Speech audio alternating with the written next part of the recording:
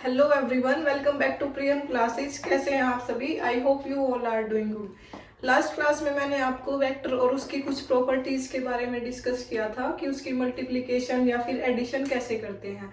उसी के बेस पे आपके पास ये दो क्वेश्चंस हैं। एक बार इनको ट्राई करो वीडियो पॉज करके, फिर मैं ये सोल्व करवाती हूँ। इस टाइप के क्वेश्चन आपके एग्जाम में देखने को मिलेंगे। फर्स्ट क्वेश्चन है जैसे कि find angle between two vectors. आपको दो वेक्टर गिवन होंगे या फिर आपको बोल दिया जाएगा कि दो वेक्टर की डायरेक्शन आपकी क्या है, अपोजिट है। उसमें आप बताओ कैसे हमारे पास थीटा फाइंड आउट करना है। ठीक है।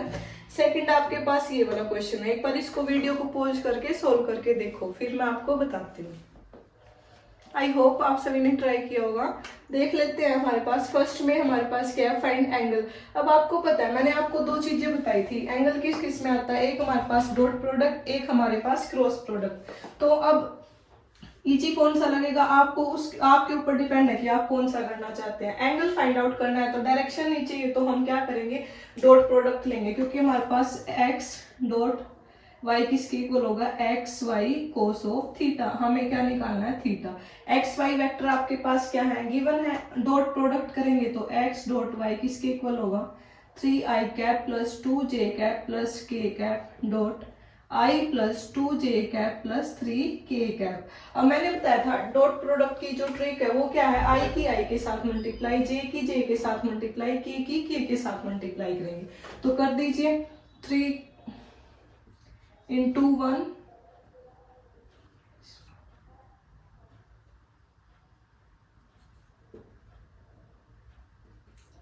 10। ठीक है। अब आपके पास एक्स वाई क्या है हमारे पास, मैग्नीट्यूड किसका, एक्स वेक्टर का एंड वाई वेक्टर का। तो एक्स का जो मैग्नीट्यूड है, या फिर कैसे निकालेंगे हम इसको, एक्स का कंपोनेंट ए का स्क्वायर यानी कि 3 का square 9 plus 4 plus 1।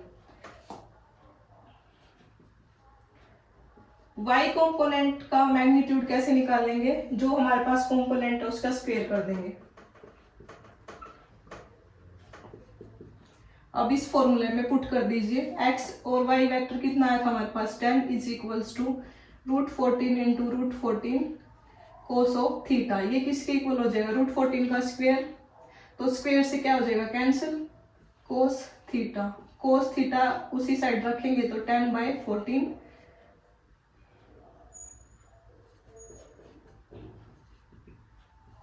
Cos inverse 5/7। ये आपका आंसर। कोस थीटा किसके इक्वल आया, 5/7। उस कोस को हम उस साइड लेके जाएंगे तो इनवर्स का साइन आ जाएगा, तो थीटा हमारे पास क्या आ जाएगा, 5/7। एक बार देखो इसमें कोई डाउट है कमेंट सेक्शन में बताओ। देन हमारे पास सेकंड क्वेश्चन क्या है, when a force F is applied on a body. अगर आपके पास फोर्स दे रखा है F और वो अगर किसी बॉडी पे हम अप्लाई करते हैं तो वो किससे डिस्प्लेस, कितना डिस्टेंस डिस्प्लेस करती है, i प्लस जे माइनस के। इतना एक आपको वेक्टर गिवन है। अब आप सभी को पता होगा फोर्स किसके इक्वल होता है हमारे पास, तो आपको फाइंड आउट क्या करना है, वर्क डन। वर्क किसके इक्वल होता है हमारे पास, F डॉट S। यहाँ पे डॉट प्रोडक्ट लगता है। आने वाली क्लासेज में ये आपको और अच्छे से क्लियर होगा। अब F हमारे पास किसके इक्वल है, 5i cap plus 2j cap plus k cap dot S किसके इक्वल है हमारे पास, i cap plus j cap minus k cap. Work done किसके इक्वल होता है, फोर्स इनटू डिस्प्लेसमेंट, लेकिन यहाँ पे डॉट प्रोडक्ट लगता है हमारे पास। ठीक है। अब देखो i की i के साथ मल्टीप्लाई कर देंगे, 5 प्लस 2 माइनस 1। ये आपके पास क्या हो गया, आंसर। वर्क डन किस में होता है, जूल में, आपका आंसर। या फिर फोर्स किस में होता है, न्यूटन में, और डिस्प्लेसमेंट मीटर में, तो न्यूटन मीटर भी इसकी यूनिट हो सकती है। एक बार ये क्वेश्चन देखो, इस टाइप के क्वेश्चन आपको एग्जाम में देखने को मिलेंगे। फिर स्टूडेंट्स एक बार ये क्वेश्चन देखो, यहाँ पे आपको समझ में आएगा कि किस टाइम आपको कोस थीटा लेना है, कहाँ पे आपको साइन थीटा, यानी कि कहाँ पे आपको डॉट प्रोडक्ट लगाना है और कहाँ पे cross product. Find the value of n if a vector is perpendicular to x vector. अब आपको क्या दे रखा है, इसमें आपको थीटा का जिक्र नहीं कर रखा, लेकिन क्या दे रखा है, परपेंडिकुलर। परपेंडिकुलर है तो यहाँ नाम से ही क्लियर हो जाएगा कि थीटा हमारे पास क्या है, 90 डिग्री। अब आपको निकालनी है वैल्यू किसकी, n की। अब देखो हमारे पास दो चीजें हैं, एक में आएगा साइन थीटा, एक में आएगा कोस थीटा। अब साइन 90 किसके इक्वल होता है, 1 के।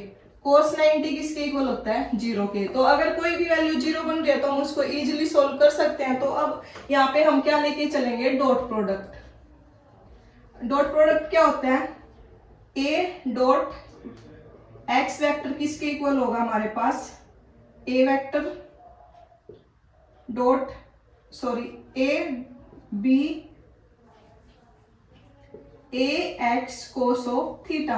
अब कोस थीटा किसके इक्वल हो गया हमारे पास, ए एक्स कोस ऑफ 90, ये किसके इक्वल हो गया 0। यानी कि अगर मैं इन दोनों वेक्टर्स का क्या निकाल दूं, डॉट प्रोडक्ट, और उसको 0 के इक्वल पुट कर दूं, तो हमारे पास n की वैल्यू क्या आ जाएगी, हमारे पास आ जाएगी। अब निकाल लो, डॉट प्रोडक्ट निकालना है तो i plus 3j plus 7k dot n i cap plus 6j cap plus 5k cap. Dot product कैसे बताया था निकालने के लिए, i की i के साथ मल्टीप्लाई, यानी कि n प्लस 3 और 6 की j के साथ मल्टीप्लाई,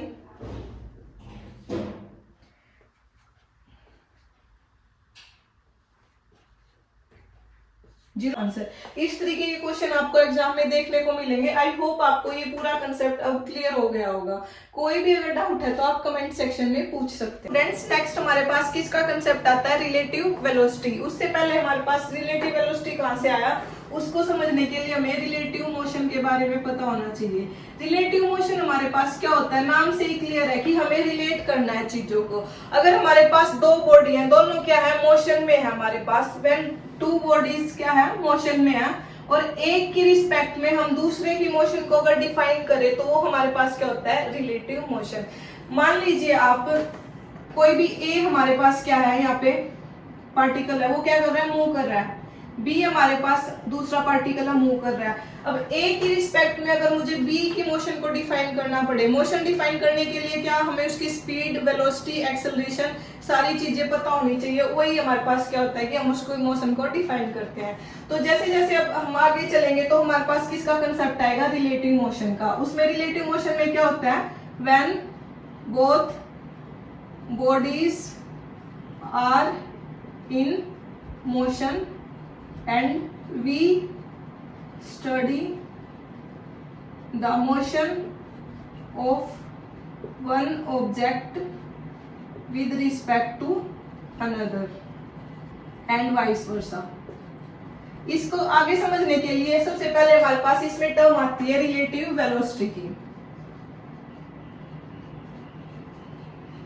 रिलेटिव वेलोसिटी नाम से क्लियर है कि इसको रिलेट करेंगे हम वेलोसिटी को। मान लिया हमारे पास एक है एक्स पार्टिकल जो कि मूव कर रहा है v a की स्पीड से, a पार्टिकल ले लेते हैं। दूसरा हमारे पास क्या है, b पार्टिकल है जो कि किस स्पीड से मूव कर रहा है, b से। अगर हमें इसकी रिलेटिव वेलोसिटी निकालनी है किसकी, a की with respect to b, v a b को कैसे रीड करेंगे, velocity of a with respect to b किसके इक्वल होगा, अगर हमारे पास सेम डायरेक्शन में है दोनों की दोनों bodies, when to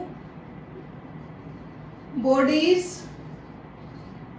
are moving in same direction, दोनों अगर सेम डायरेक्शन में मूव कर रही है तो हम क्या करेंगे, स्पीड को माइनस कर देंगे। वी ए माइनस बी तो किसके इक्वल होगा, V A minus V B. अब हम किसकी b की निकाल रहे हैं, वेलोसिटी किसकी b की, किसकी रिस्पेक्ट में, a की रिस्पेक्ट में, तो a बाद में आ जाएगा, तो वो किसके इक्वल होगा, v b minus V A. ये आपके पास क्या आ गया, रिलेटिव वेलोसिटी। दूसरा केस इसमें क्या है हमारे पास, when both bodies moves in opposite direction, दोनों अगर अपोजिट एक दूसरे के हमारे पास अपोजिट डायरेक्शन में मूव कर रही हैं, एक हमारे पास वी ए से, एक हमारे पास वी बी से, तो हमारे पास इसकी रिलेटिव वेलोसिटी निकालनी है तो वी ए प्लस बी। अब अपोजिट है, रिलेटिव निकालनी है तो क्या ऐड कर देंगे, V A plus V B. V B A निकालनी है, बी की निकालनी है ए की रिस्पेक्ट में, तो वो किसके इक्वल आ जाएगी हमारे पास, same V B plus V A. I hope आपको ये कंसेप्ट क्लियर हुआ होगा कि रिलेटिव मोशन और रिलेटिव वेलोसिटी क्या होती है। इसको देखो।